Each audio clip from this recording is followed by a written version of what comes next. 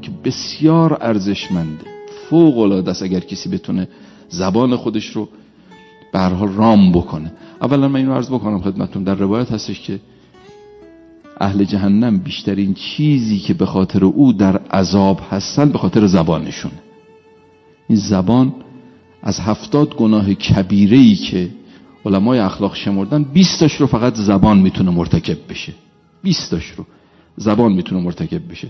زبان میتونه دروغ بگه، غیبت بکنه، تهمت بزنه، میتونه دو به هم زنی بکنه، اختلاف بندازه، شایعه پراکنی بکنه، سر رو فاش بکنه، فوش بده، نیش و کنایه بزنه، دل بشکنه، آبرو ببره. ببینید چقدر به تعبیر ظاهرا حضرت امیر علیه السلام هست که اللسان جرمه صغیر و جرمه کبیر. این چند گرم بیشتر نیست، جرمش و سنگینیش کمه، جرمه صغیر و جرمه کبیر، اما جرمش خیلی زیاد. لذا اولا آدم سعی بکنه کمتر حرف بزنه، کمتر حرف بزنه.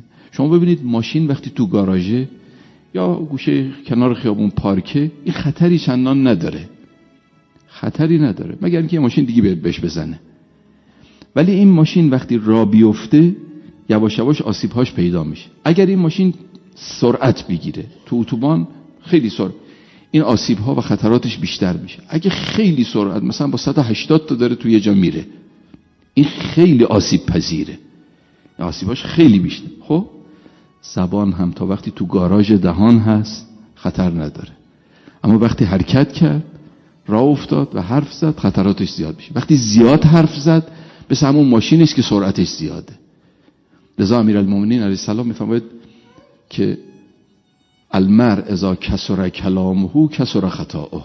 آدم وقتی کلامش زیاد میشه، حرف زدنش زیاد میشه، خطایش هم زیاده. حضرت امیر تو نهج البلاغه میگه من یه برادر خدایی داشتم در گذشته، کان لی فیما مضی اخ فی الله، یه برادر خدایی داشتم که شروع میکنه اوصافش رو گفتن که کی بود، چی بود، چی بود، که معلوم میشه که خیلی این شخص رو حضرت امیر دوست داشته و این شخص خیلی آدم با عظمتی هم بوده. منتها حضرت اسم نیاورده. شارحین نهج البلاغه همه اختلاف کردن که این برادر خدایی امیرالمومنین که این همه داره ازش تعریف میکنه کیه.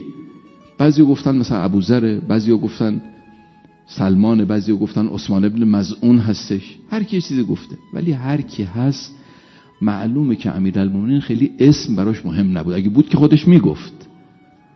اون چیزی که او رو در چشم ولی خدا بزرگ کرده اوصافشه، نه اسمش. اون اوصافش رو آدم باید بدونه چه خصوصیاتی داشت. وقتی یکی از خصوصیات او رو حضرت امیر اینجوری میگه و کان اکثر دهرهی صامتا، اکثر اوقات این برادر خدایی من سکوت داشت.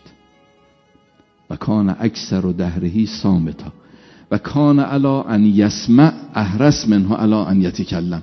بیشتر دوست داشت شنونده باشه تا گوینده، بیشتر دوست داشت بشنوه، برخلاف بعضی از ماها که بیشتر حرف آدم میزنه.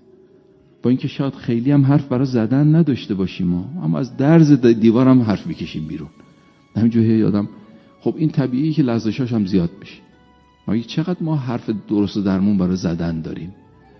از این جهت بهتر هستش که آدم یه مقداری این رو عادت بکنه که کمتر حرف بزنه. بعضیا انقدر حرف میزنن که عذر میخوام مگر که یه وراجتر از خودشون پیدا بشه ساکتش کنه، ولی خودش نمیتونه اختیار خودشو داشته باشه، اختیار زبونشو داشته باشه حفظ کنه خودش.